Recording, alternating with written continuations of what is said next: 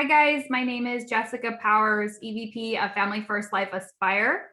This is the Who Do You Aspire to Be podcast, where we bring on agents in our agency, whether they've been here for just a month or so or have been here for quite a while, that are having great success. We're going to get into, what they're doing and how this can, little tweaks maybe that you're looking for to help have the success. I have the great pleasure of having Sabrina Garcia on to our call today. Hi there. Hi. So Sabrina is been with Family First Life for 4 months. And I think we agreed that in this last 4 months, she's done a little over 75,000 of issue paid business, which is awesome. And your first first time here. She's also building an agency. She has 4 writers. She's approaching sales manager, the kind of the first level in building, which is awesome. It's coming off the gate right away. There's a lot of people that wait quite a bit longer to build. So I know we'll talk about that. But first off, I just say welcome. And first question I'd like to know is kind of how old are you, and what were you doing before this? Yeah, well, thank you for having me on. I think it's really funny because I watch a lot of training videos and you always hear people say the same thing. Like, I don't really know why I'm on this call because I'm not doing anything special. Like, we all do the same thing, right? So I appreciate you for having me on here to share my journey, which is pretty awesome. But yeah, so for me, my background, I come from property management. So I was like leasing apartments for the last 3-4 years or so. I actually had lost my job before FFL, so I was without a job for 7 months. And it was funny because I did so many different things. Like my boyfriend, he has a roofing company, and I tried doing roof sales for him. So I was cold calling people. My aunts have a construction business, so I was doing labor work with them. And so, I mean, I was doing everything just to make some money. And at some point, I was like, you know what? Like, I need to start looking for another job again. And I came across your Aspire. Who do you aspire to be on Indeed? 200K a year. And I just thought, okay, yeah, I know I can do that if I just apply myself. And I watched the video. It didn't seem like rocket science. Like, as long as you do the work, you can do it. It can happen for you. Plus, I had my license, so that helped. Great. So, I appreciate you saying that. Well, first off, it's kind of funny to say, you're doing property management, and then you were kind of like in 7 months of kind of limbo, you were doing construction work. I don't know if I could see you like with the nail like going on, building. Oh yeah. I guess when push comes to shove, we just do whatever we need to do, right? And obviously you weren't satisfied. And you mentioned that you had your license prior, right? So you had your license prior, and I think it's important to touch on that. Is so you already had your life insurance license, so you technically could have already been in this industry. But what do you feel like was the reason, without maybe dropping names or anything like that, what do you feel like was the reason why you hadn't been able to utilize it? And also kind of in two part is like, why do you feel like you've had so much success over here? Yeah, that's a really good question. So I decided not to go with the prior company, just the things they wanted me to do, the typical sell to family and friends. I just didn't feel that community, that sense of community. It felt more like you're forced to do certain things, and also the low commission. So it just didn't make sense how I would be doing all the work and somebody else gets more of it. Right. And so I just thought logically, well, I don't know how long it's going to be until I actually make money. And based off of seeing other people's success or lack of success around me, it wasn't very encouraging. So I just decided, you know what, I'll put this license on hold. I have it. I'll stick to property management. And if, that opportunity comes back again, then I'm willing to try it, maybe with a different company. And lo and behold, exactly 2 years later, because when I came on with Family First Life, my license was just about to expire. And I waited too long to get going. I got hired on with Ken, your husband. Right. And I waited too long and my license lapsed. So then I had to do the pre-licensing courses, do it all over again. It delayed my progress with aspire.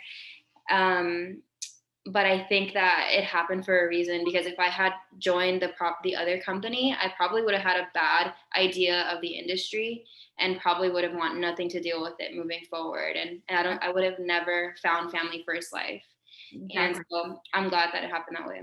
I think that's really powerful because I think that, you know, given the fact that we do a lot of, you know, talking to people about this opportunity, you've come from a different company, at least dabbled. I came from a different company before, and it's like I think the insurance industry can have some of like leave people with like a bad taste in their mouth, whether it's like, oh, you have to recruit your friends and family, you have to cold call, you have no leads at all, low comp, all those things, you know, you're not vested. And I think that those are all the great things as to like, hey, why, you know, I know for me, it was like, I was like kind of where you were. I'm like, no, I'm just not going to work. And, you know, I need leads, I need high comp. I don't want to, you know, I don't want to have to pay for training or anything like that. I just want to be able to like not have to be in an office on a Saturday. I want to be right, you know, helping families, and I want to keep my business. And it was like FFL was like delivered. I always say like FFL was delivered on a platter to me. It's like, okay, now go, right? And if you're not going to be successful, it's because of you, not because of the company, right? So now let's talk about, you obviously have had some good success, right? You were able to, and one of the things I like to bring up is, you know, how important do you think it is to get yourself into training? Because I know for you, you hadn't even been in the field yet, and you drove yourself to the annual sales conference that we had. And then since then, you know, you've gone to other sales conferences, have listened in a lot of podcasts and trainings and things like that. So can you touch on that, like how important that is? Right. So for me, when I just going back, I found the FFL opportunity.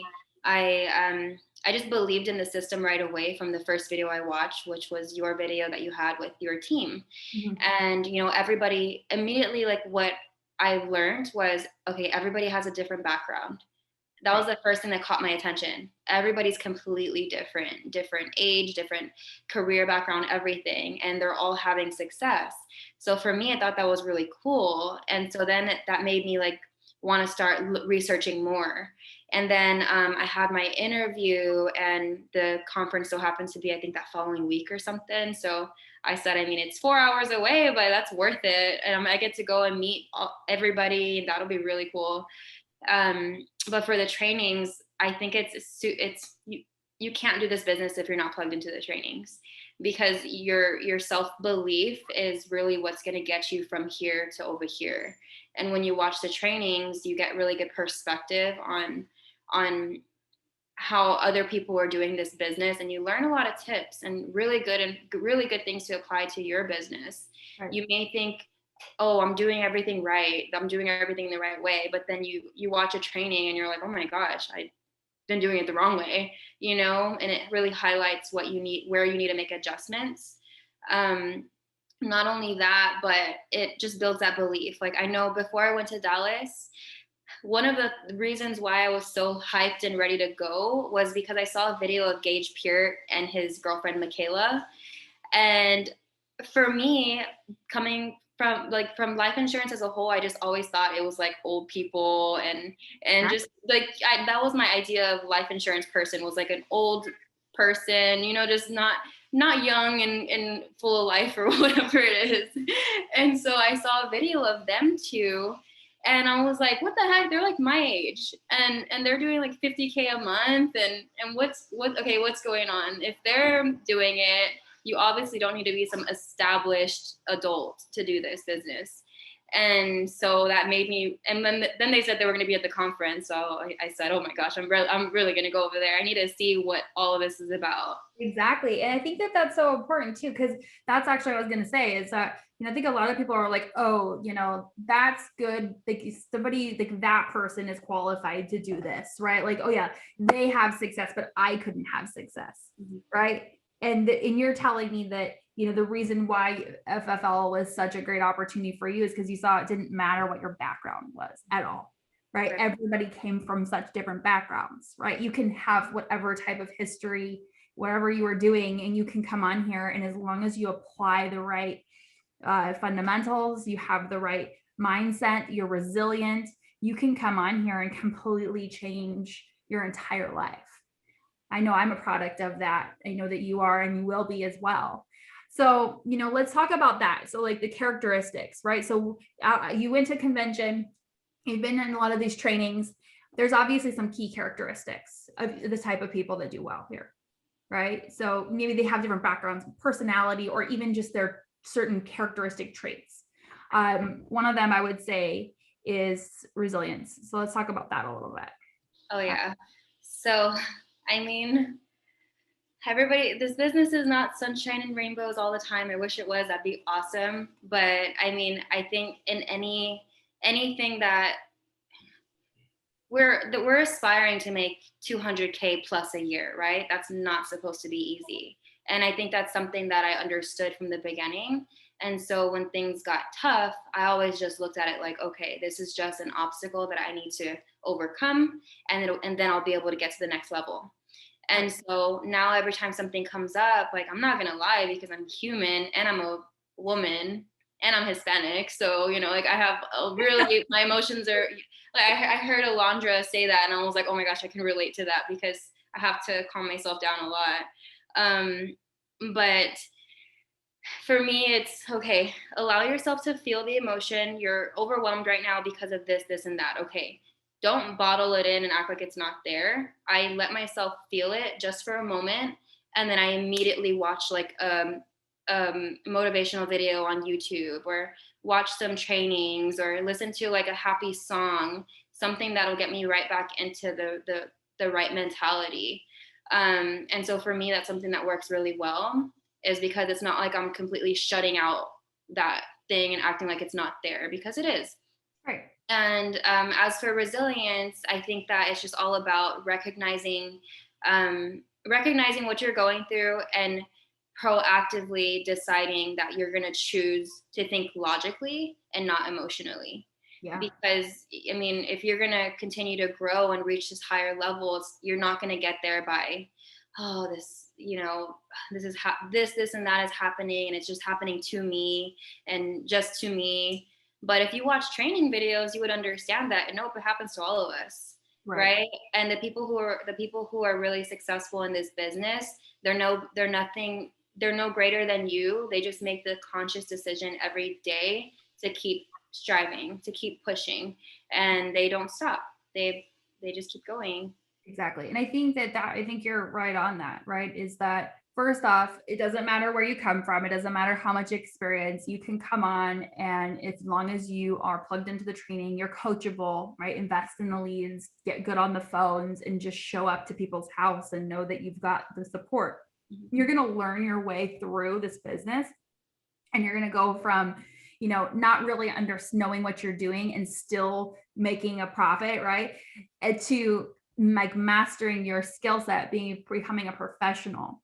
Right. But the thing is, where I say is, for people that are like, oh, like I was in the healthcare field and I was going to go back to school to become a midwife, and or I couldn't decide which route. Anyways, regardless of the fact, I was going to commit myself to several years of schooling and student debt with no income coming in from that source at all.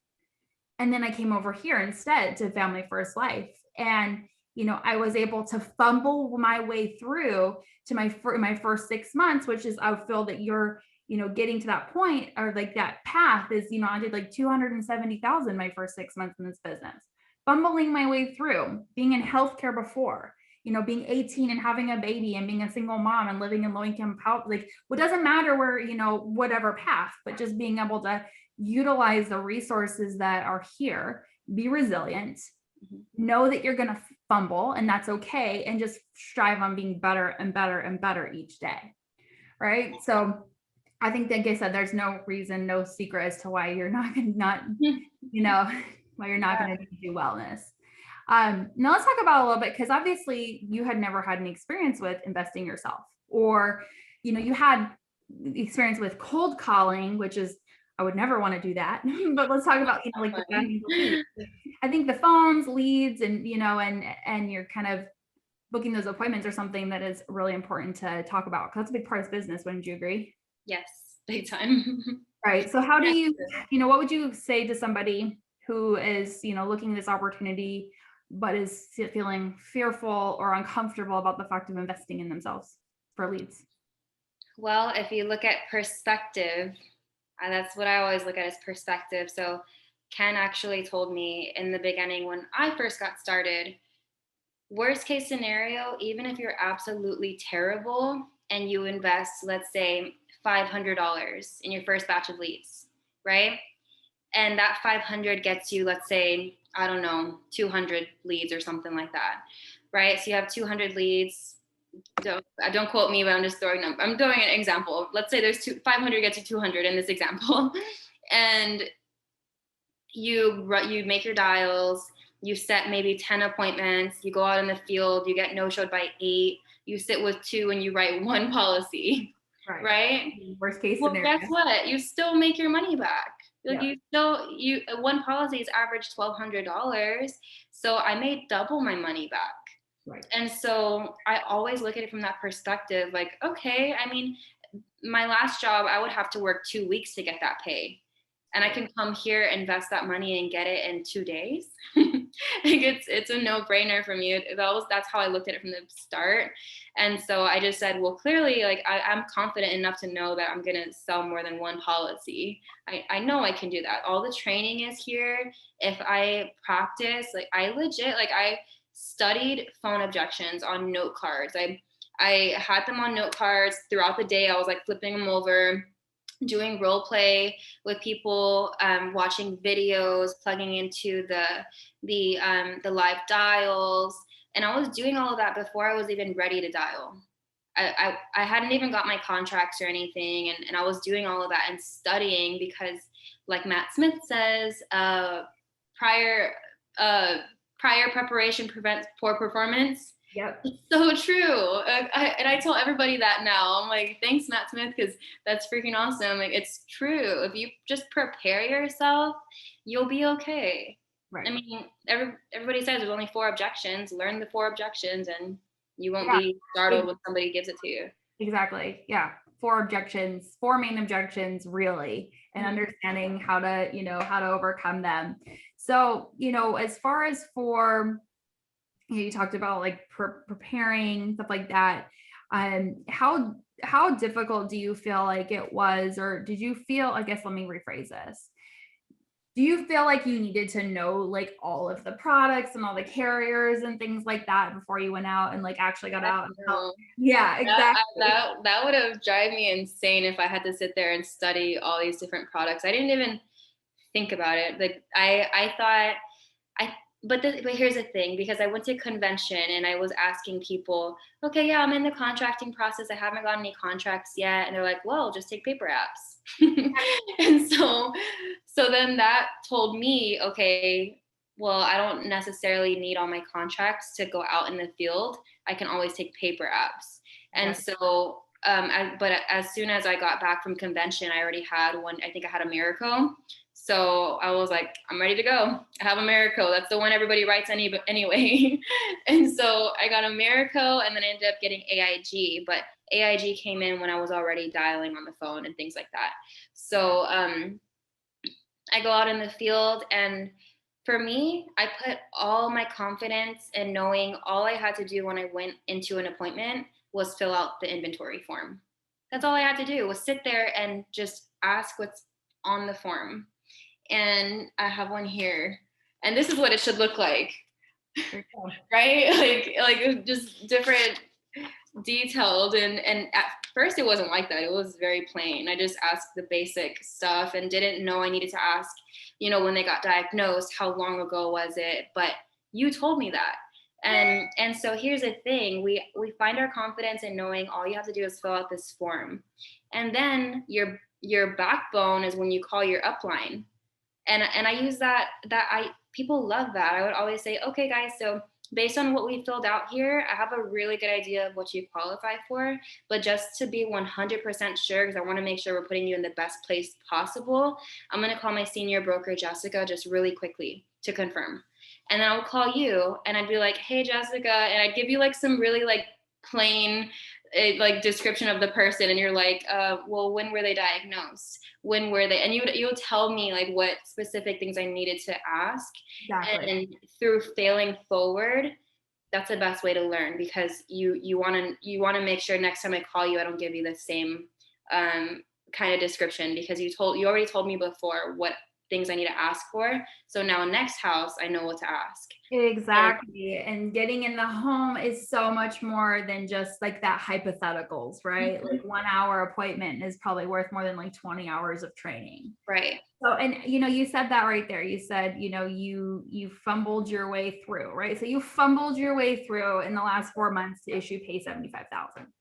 I think that that's a really good fumbling through. So, before we're kind of wrapping this up, and I appreciate your transparency. I mean, like, this doesn't get any more real. It doesn't get any more. We're talking about the just nitty gritty of like, hey, invest in leads. Get on the phone, get comfortable. You're gonna have, if you want to have life changing income, you have to expect that you're gonna have some trials and tribulations, and you're gonna have to test. You're gonna be pushed, right? Especially mindset. So focusing on that mindset. Is there anything else, like just maybe like one other tip, additional? I want to hit that you said, like, hey, get paper apps. So if you're listening to this and you're not contracted yet, or you're like, oh, I need to wait. No, reach out to the person who's helping you, and let's get you some paper apps. So let's get you out in the field now. Let's get you on the phones now and work through this. But is there maybe like one other tip, like something that you feel like was like that big, like golden nugget that like really maybe sticks out to you that you could, leave people with? Yeah. Well, kind of just since we were on the topic of the very beginning and where I found my confidence when I didn't know products and things like that. And mind you, I still don't know anything about products. There's very few things that I know. I know the very basics, but I'm not going to sit there and go all detailed in their products because I have no idea. I know I'll learn with time. But for me, I would say biggest thing, especially being brand new, is just to be yourself in the home. Because for me, what I did was I watched a lot of training videos and I tried to be so many different people. And the client can feel that. I remember my very first appointment, I had heard Sean Mike say, when he was in there, he just, as honest, as blunt as he is, okay, hey, like I'm gonna ask I'm gonna ask you a few questions and I expect you to be honest with me. And I'm gonna be honest with you too. And but just very like straightforward. And is there any reason why you wouldn't be able to tell me the truth? And I said that in my first appointment. It was like this little old lady, like so gentle, right? and she was like, yeah, like I'll tell you, like, yeah, I'll tell you the truth. But I didn't know why I was asking that. I just like, okay, that's what Sean Mike does, so I should do that. But it's like I wasn't scared to try different things, and I realized really quickly, okay, me being Sean Mike isn't going to work. So the next appointment I went into, mind you, this is my first run day. Last appointment of the day, I got my butt kicked all throughout the day. Even my car broke down. So my boyfriend had to drive me around to all my appointments. I didn't let that stop me from making things happen. And so he drove me around to all my appointments. And finally, last appointment of the day, I'm there till 11 o'clock at night. I was in the home for 3 hours and I wrote 2 apps. And I'm sitting there, and because it's late at night, I don't know if you guys know, but when you're writing America late at night, sometimes there's like some issues like with, I guess, it loading. So Jessica, you had to help me. I don't know if you remember, but you had to help me in the home too. Like log in on your end to help me write the application. So, I mean, it was like things like that, but you are yourself in the appointment. And so they allow you to make mistakes. They understand, hey, she's just doing her job. She's not perfect. Like you stay confident. And they know that you're so equipped to do your job. You're not just some, amateur who just is going to write them life insurance. I think the biggest thing is to have confidence in yourself and to have confidence in your upline, because they're always going to help you they're always going to have your back when you're fumbling. And don't be afraid to fumble in front of the client either.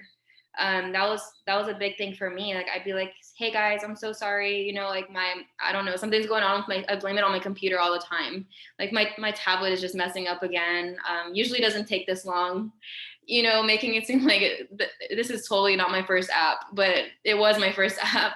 Well, I love that you said that, right? You're like, you just gave an example of like, hey, be yourself. You're going to fumble. Like, let me just verify, do you take 3 hours in the home now? No, not all the time. But typically, what's an average? Happens. It will happen. Yeah. If I know I need to spend more time, then I will do it. I typically average probably an hour, right? Yeah. About an hour, right? But the thing is for you, it's like you just fumbled your way through. You weren't looking for perfection. You were looking for activity. So that way you could get the skills. So, I really appreciate you getting on. I have no doubt that, you're going to be that, whatever goal you set for yourself, I know that you will hit it, whether that's Hall of Fame, hitting 400,000. I have a feeling your goal is more than that 200,000 that, that you originally had, inquired about this opportunity. I know that you're building an agency, so I'm really excited to see where you're gonna be at that. Do you have any last little goals? Like, what are your personal goals, building goals, like for the next year? Yeah, I mean, I would definitely want to hit Hall of Fame. I want to be a consistent minimum 40K a month producer, working my way up, and I want to do that. As for building, I do need to take more time to figure out what my goal is for that. But I do know that I want to have $1 million agency minimum. And so I'm going to do whatever it takes to get there. Awesome. I have no doubt about it. Well, you guys, again, Sabrina, thank you so much for getting on here. If somebody was listening to this and they, if you guys are like, hey, I'm licensed, I have some questions about this, or I'm not, I really just want to talk to Sabrina about this and, kind of mirror the success that you're having, how would somebody reach out to you? Yeah, so best way would be to text me. It's 210-718-6457. And if you want to add me on Instagram or message me on there, you can do that too. So my Instagram handle is Sabrina G.